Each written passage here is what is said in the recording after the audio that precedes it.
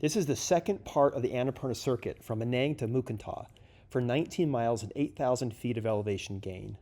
The Manang started at 11,600 feet, then Yak Kharka for 13,200 feet, then Thorong Phedi at 14,890 feet, then high camp is 16,000 feet, then the high point Thorong Law at 17,790 feet, and finally down to Mukinath at 12,442 feet. The first day was in heavy rain obscuring our view, and the second and third were clear and breathtaking. The final day down the pass was extremely wet.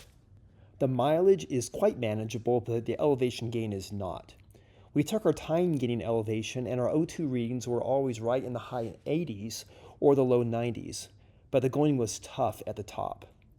My recommendation? Don't spend the night at Thorong Phedi, but rather move on to high camp at 16,000 feet. That makes the pass way more manageable. If I was to do this trek again, my only advice would be to give yourself a couple days of downtime in case the rain comes, because the rain is very variable. And we had to hike through some pretty miserable weather when we could have avoided it by just sitting it out. First leg is out of Manang. We spent 2 nights here, so we were anxious to go. The going was easy, to be honest. Not much elevation on not that many miles. My thoughts were dominated by disappointment, however, knowing that amazing views were just beyond the clouds.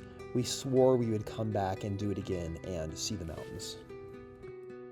All right, day 6 of the Annapurna Circuit, and it is wet. Apparently there is flooding in the valleys. The government has a safety alert because roads are washing out. Trail, more incense burning, and off we head through town. These guys are bigger. I haven't seen anything like this before.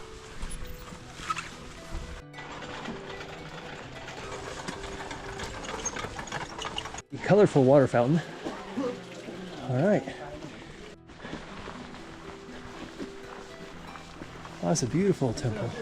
Look how beautiful that is.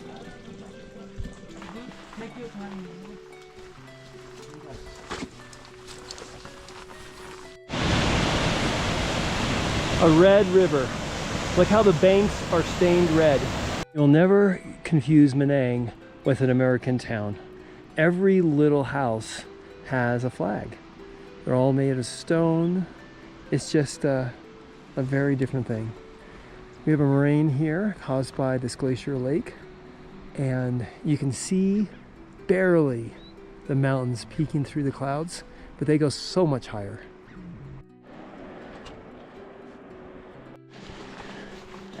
Traditional stone houses built into the hillside.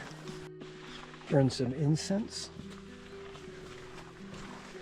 I never quite noticed the little drawings of the Hindi gods in the background. So many of these prayer carved into stone. We are exactly 13,000 feet right now.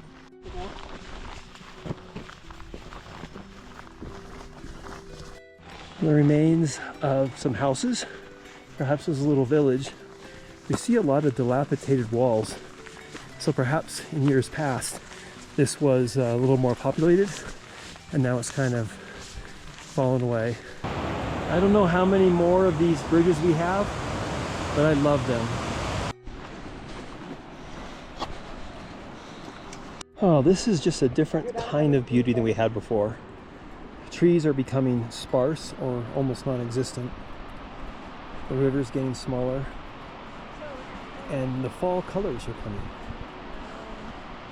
And we can see the tops of mountains for the first time in days. A bit of climbing the first half an hour out of the gate, maybe first hour. Right now this is flat and fast. We are cruising. I love that waterfall. That's so cool. Not Olive Garden. I believe that's where we're going to stay tonight.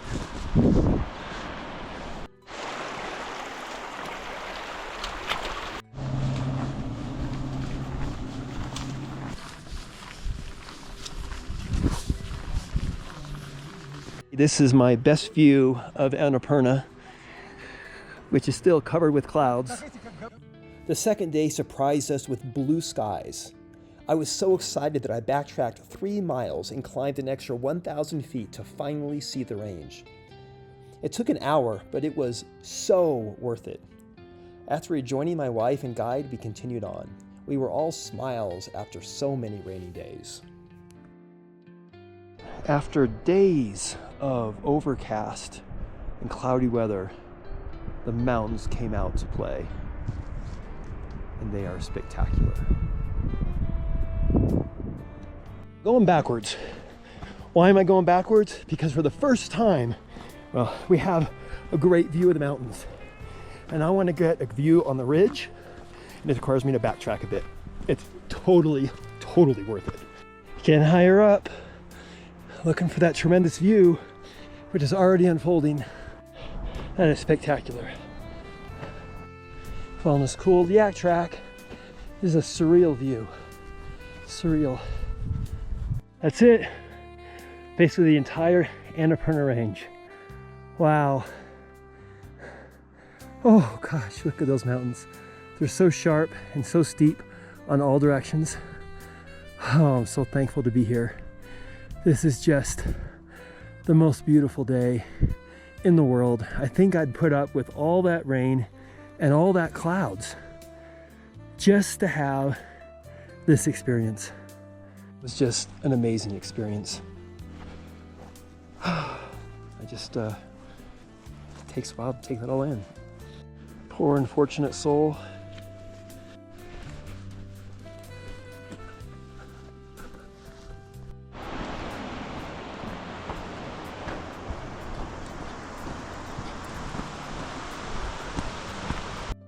We are right now at 13,660 feet.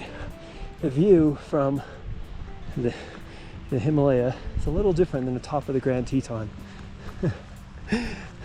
Especially because there's gigantic mountains way above us.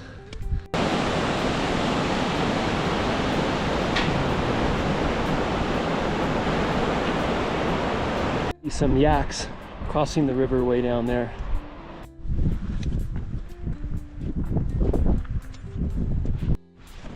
Cool waterfall. 14,500 feet, Rachel. This is officially the highest you've ever been on foot. We are now higher than Mount Whitney.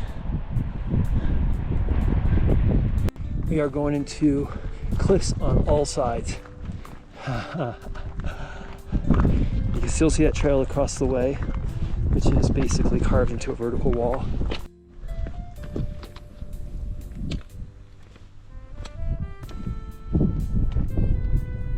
Before lunch at 15,100 feet. Now we're going to drop down, I'm going to say 200 feet, maybe 300 to get to that bridge, have lunch, and then add another 1,000 feet up.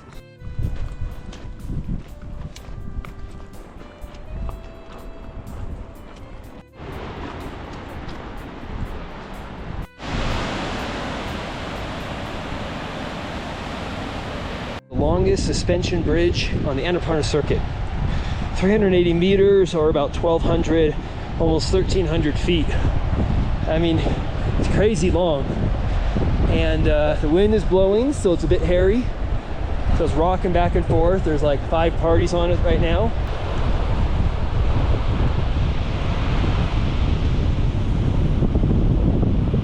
I don't know if you can see this, but it's crazy high above the river and very windy.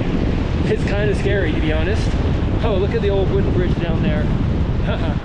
Not as spectacular as this, there's no way.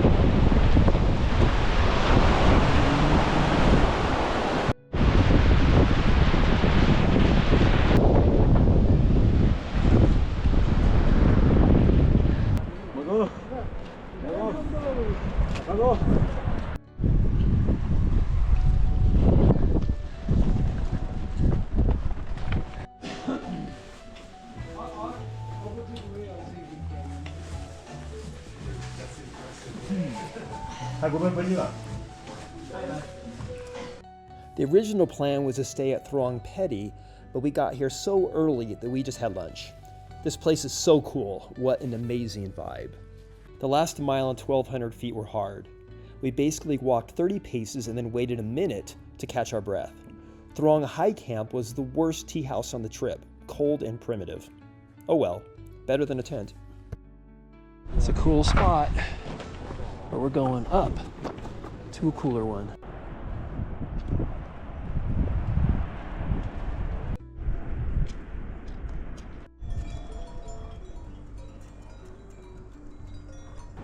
This is the end of the valley.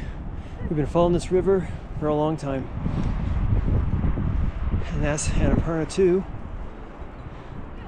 Beautiful. 15,500. Never looked so good.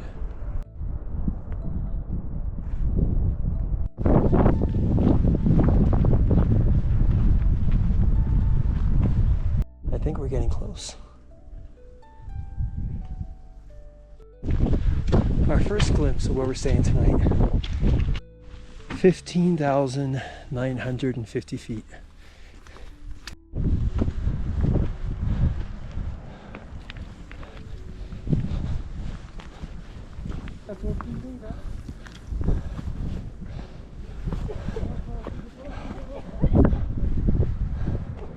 Are at 16,200 feet, high camp viewpoint, and that's the most of the Annapurna range. And I wish these mountains were not obscured by the clouds, but they are.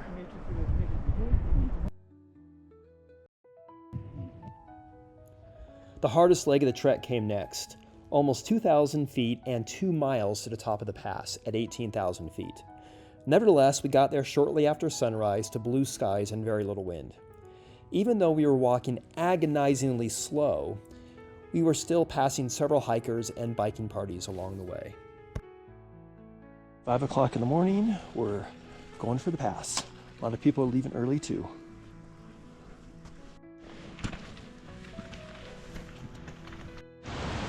Sun's beginning to rise. All right. The sun is truly coming up. You can see the trail we came in on.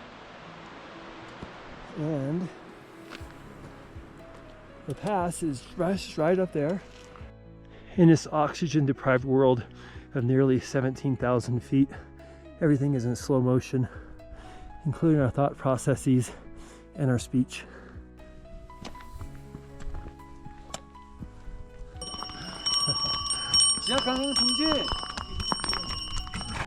Mountains are bathed in early morning light, and I think the sun is going to rise in just a minute or two, and that's going to change everything.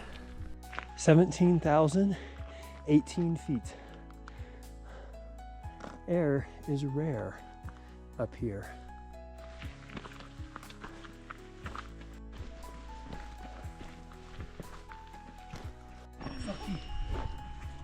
Here we are, the high point of Annapurna Circuit, 17,780 feet, and there's just not a whole lot of oxygen here. And now we can see the other side of the pass. Oh, a brand new view.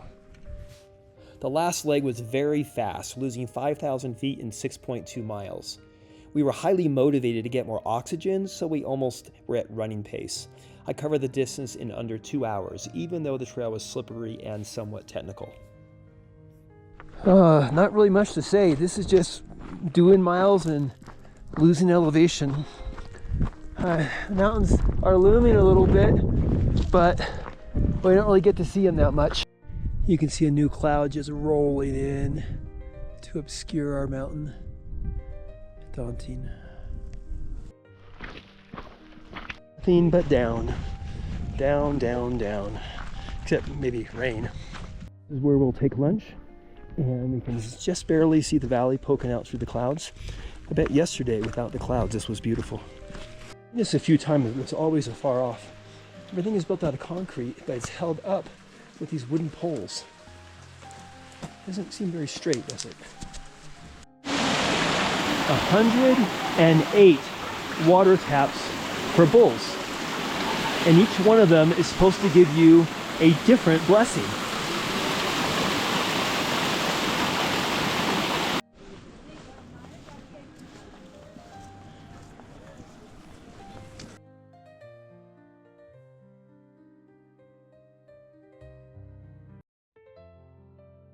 Many people only do this leg of the Annapurna Circuit. In doing so, they skip the amazing jungle and tiny villages in the Lower Canyon. My advice to you, if you've come this far, do the entire trek.